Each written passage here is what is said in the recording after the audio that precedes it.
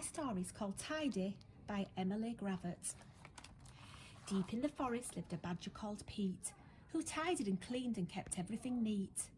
He tidied the flowers by checking each patch and snipping off any that didn't quite match.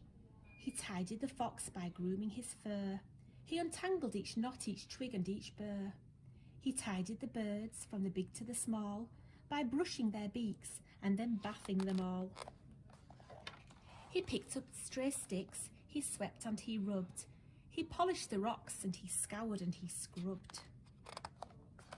So when a leaf fell, well, Pete tidied up, but still he wasn't happy.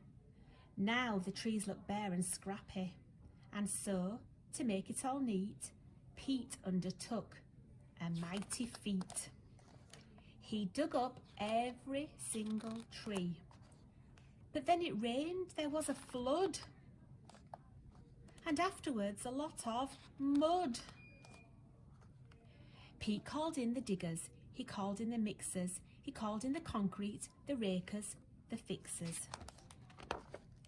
No mud, no leaves, no mess, no trees. Perfectly tidy and perfectly neat. This forest is practically perfect, said Pete. I'm hungry, he thought, I deserve a treat. So he hunted around for something to eat. But the beetles and worms that he usually found were under the concrete, deep in the ground. And so Pete decided to go home instead. If he couldn't have dinner, he'd go straight to bed. But when he arrived and took out his key, there wasn't a door where the door used to be. Later that night, Pete tossed and he turned. His belly was empty, it rumbled and churned. As he lay in the mixer, wide awake, he started to think, I have made a mistake. So, the very next morning, when it got light, he set about trying to put everything right.